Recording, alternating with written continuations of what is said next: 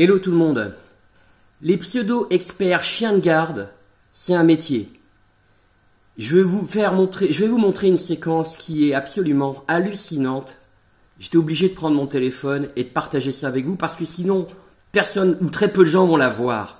C'est tellement symbolique de ce qui se passe depuis plus de 6 mois, notamment sur cette chaîne soi-disant d'infos. Alors, je vais vous mettre juste dans l'ambiance et après je vais vous remettre la séquence dans sa totalité. C'est parti. Alors que nous, on a fait 20 ans d'études, on commence à être fatigué. J'ai lu avec attention cette tribune, c'est des ronchons, et voilà, il y en a, ils sont sur les plateaux de télé, c'est très bien. Il y a beaucoup de contre-vérités dans ce que vous racontez. Comme par exemple, des exemples.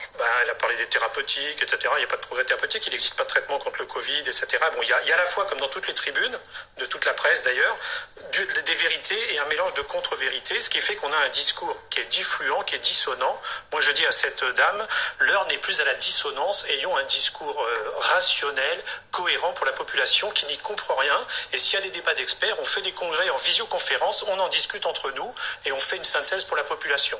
Mais déballer des controverses en permanence à la télévision n'a aucun intérêt et votre discours est inaudible. Voilà. Anne Atlan, votre réponse. Bien, donc grosso modo, il lui dit « taisez-vous » quoi. Le mec dit à quelqu'un qui est en duplex, lui il est sur le plateau, ça fait 6 mois. Depuis le mois de mars, le mec il est sur les plateaux de télé, le même, à BFM, et il dit à l'autre « mais tais-toi » quoi. Et vous avez vu, le député que vous avez vu, c'est un sénateur de l'AREM. Le gars il bouge pas, il est très gêné. Vous avez vu une journaliste de BFM, elle aussi elle était très gênée. Et la journaliste qui donne le droit de réponse. Surtout regardez la séquence jusqu'à la fin, vous allez voir comment ça se termine. On va juste couper la parole à cette dame qui essaye d'apporter un propos contradictoire sur une chaîne d'infos. Vous allez voir comment elle est traitée. Vous en avez eu un aperçu. On revient au début, c'est parti. Voilà, donc vous allez voir ce petit air suffisant, supérieur, condescendant de ce petit homme-là qui est sur les plateaux, je le répète, depuis 6 mois. Quasiment non-stop. Vous allez voir comment il coupe la parole à sa collègue journaliste qui va essayer d'intervenir. C'est le boss. Regardez. Et regardez la séquence jusqu'au bout. C'est parti. Préciser à ceux qui nous regardent que 20% est plus vite atteint en France. l'idée c'est donc de mieux dépister, c'est-à-dire de dépister les personnes fragiles, les personnes qui peuvent potentiellement être des cas contacts, ou alors le personnel soignant. C'est-à-dire que pour tous les autres Français, le message c'est arrêtez de vous faire tester. Non, pas du tout. Non. Il faut prioriser ces gens-là parce que on sait qu'eux, ils vont être porteurs du virus, mais il faut également détecter les asymptomatiques puisqu'il y a beaucoup d'asymptomatiques. Voilà. Mais les deux sont intéressants. Ces deux stratégies qui sont complémentaires. La priorité, c'est surtout les gens, bien sûr, qui sont symptomatiques ou les contacts, parce que c'est une course contre la montre. Si vous voulez bloquer la transmission, il faut que les gens s'isolent tout de suite. Mais c'est quand même intéressant d'aller pêcher comme dans un filet les asymptomatiques qui vont justement être responsables de tas de contaminations. Est-ce que ce n'est pas précisément parce que les asymptomatiques se font tester que les laboratoires sont dépassés? Là, c'est parce qu'on a justement essayé d'élargir le dépistage qu'on s'est retrouvé avec cet engorgement. Donc là aussi, c'est pareil, c'est complètement... Donc ça veut dire quoi? On est mauvais? Non, c'est pas facile à faire. Et puis alors il y a un autre problème, c'est les voyages internationaux. Les laboratoires parisiens, nous, on a regardé... Voilà, on peut pas dire que le gouvernement est mauvais. Il a coupé la parole, bing, il reprend le discours. Ahurissant. Et maintenant, j'arrête de couper, regardez la séquence jusqu'au bout. Nos chiffres aujourd'hui, 50% de la patientèle, ce sont des gens qui voyagent. Et quand vous voyagez en Russie, en Afrique, etc., on vous demande une PCR de moins de 72 heures. Ouais. Donc les voyageurs engluent complètement les... Voilà, alors peut-être qu'il va falloir dire aux voyageurs, finalement, dans cette période de pandémie, on va restreindre les voyages à des choses essentielles et on va moins voyager parce que vous engluez le laboratoire. Parce que la capacité, on est monté à 1 million, ce qui est tout à fait honnête. Le Premier ministre en est d'ailleurs félicité. Après, il y a les nouveaux tests, les tests salivaires, des tests rapides vont permettre, pour les sportifs, ça c'est quelques semaines. Donc là, ça va s'élargir, mais on est comme tous les pays du monde. Certains outils vont nous aider à mieux lutter contre le virus. Alors, on va retrouver Anne Atlan. Bonsoir. Vous êtes Madame Atlan, généticienne des La directrice de recherche au CNRS, et vous avez participé à une tribune qui a été publiée sur le site du Parisien, dans laquelle, avec d'autres chercheurs, une trentaine d'autres chercheurs, vous critiquez notamment la communication du gouvernement sur la crise du Covid, que vous jugez trop anxiogène. Alors, est-ce que vous avez trouvé que le ton était un peu plus rassurant aujourd'hui? Bonsoir. Eh bien non, malheureusement, j'ai toujours trouvé ça très anxiogène, puisqu'il a parlé de dégradation manifeste de la situation épidémiologique, de l'évolution préoccupante des contaminations, de l'inquiétude devant l'augmentation du nombre de personnes hospitalisées, du fait qu'on avait 42 départements en zone rouge. Il n'a pas parlé du fait qu'on a 80% de cas asymptomatiques sans aucun symptôme. Ça, c'est ce qu'a montré le dépistage massif, donc beaucoup moins de cas symptomatiques malades que ce qu'on pensait il y a quelques mois. Il n'a pas dit que le rebond réel de l'épidémie est beaucoup moins fort que celui qu'on nous annonçait en mai ou en juin. Et il ne nous a pas non plus parlé, par exemple, de l'efficacité accrue des traitements.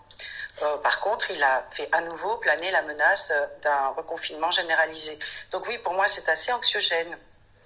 Ah, il ne me semble pas qu'il ait fait peser la menace d'un confinement généralisé, puisqu'il a dit qu'il faut continuer à lutter contre l'épidémie, mais sans renoncer, alors je ne sais plus quel était le terme exact, je vais le retrouver en retrouvant ma feuille, mais sans renoncer totalement à notre vie, sans renoncer à notre quotidien. On a l'impression, et justement je vous interrogerai dans un instant sur le confinement, que pour l'instant, l'exécutif, le confinement général, ne veut pas en entendre parler. Mais pardon Madame Atlan, mais quand les passages aux urgences augmente, quand les taux d'incidence augmentent, quand les hôpitaux des Bouches-du-Rhône disent on arrive quasiment à saturation, est-ce que ce n'est pas une situation qui se dégrade? Je n'ai pas dit que la situation n'était pas en train d'évoluer. Effectivement, on a plus de cas même en proportion des tests et on a une augmentation du nombre de personnes en hôpital. Mais vous savez, madame, il y a 600 000 personnes qui meurent par an en France. Donc il faut relativiser la situation du Covid et ne pas en faire quelque chose.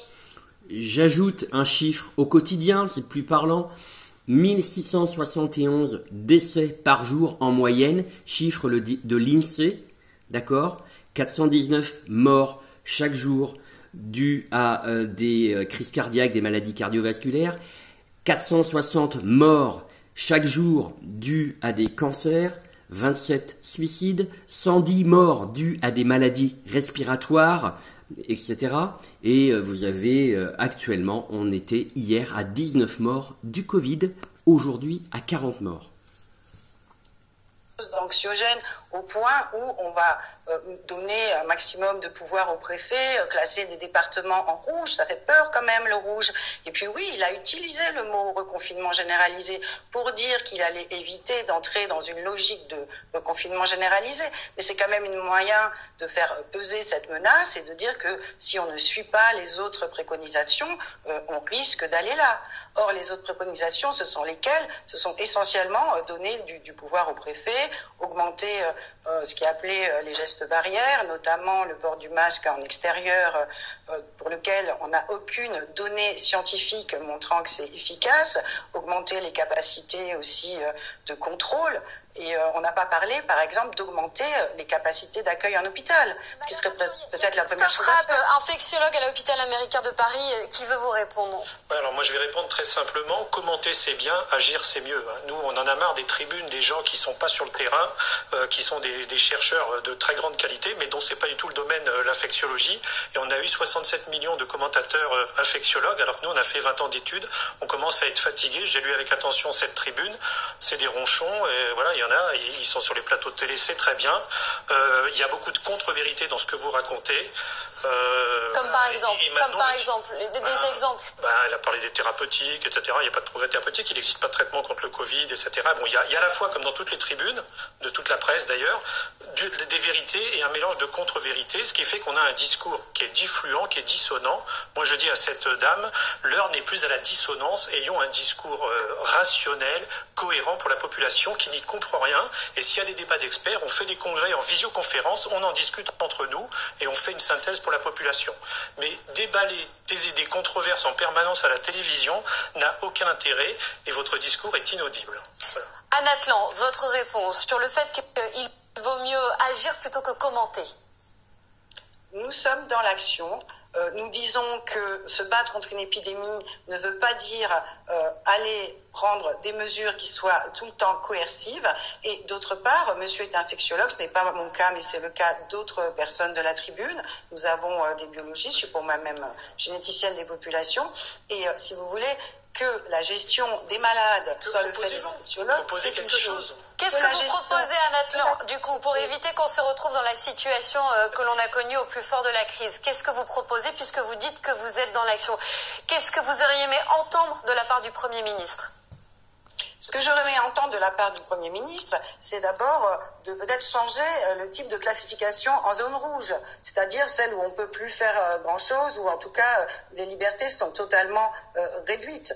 Parce que dire qu'on classifie en zone rouge lorsqu'on a un taux d'incidence, qui est donc le nombre de cas par 100 000 habitants, il est évident que ce nombre va augmenter en même temps qu'on augmente le nombre de tests. Or, c'est très bien d'augmenter les tests. Mais ensuite, lorsqu'on passe en zone rouge, qu'est-ce qui se passe? On donne plus de pouvoir au préfet. On donne pas plus de pouvoir aux hôpitaux, monsieur l'épidémiologue. On n'a pas dit, ah là là, Bordeaux et Marseille, c'est préoccupant, nous allons ouvrir plus de lits dans les hôpitaux et les cliniques. On a dit non, on va demander au préfet ce qu'il va faire. Et d'autre part, je serais pour qu'on prenne des mesures scientifiquement fondées lorsqu'elles le sont. Se laver les mains, c'est clair que ça empêche la transmission du virus. Par contre, porter un masque dans la rue, c'est clair que ça empêche les gens de se rencontrer, ça empêche les rassemblements, ça empêche les protestations, mais j'aimerais bien qu'on me donne une preuve que porter un masque en extérieur, ça empêche la propagation du virus. Merci. Il n'y en a pas. Merci Madame Atlan. Je tiens à préciser tout de même que sur le confinement généralisé, le Premier ministre a dit face à cette épidémie, notre stratégie ne varie pas, on doit continuer à lutter en évitant de devoir mettre entre parenthèses notre vie sociale, culturelle, économique et l'éducation de nos enfants. Donc en l'occurrence, ce soir, il n'a pas laissé planer le scénario d'un possible reconfinement généralisé. Culturel? Vous trouvez vraiment que notre vie sociale et culturelle n'est pas entre parenthèses?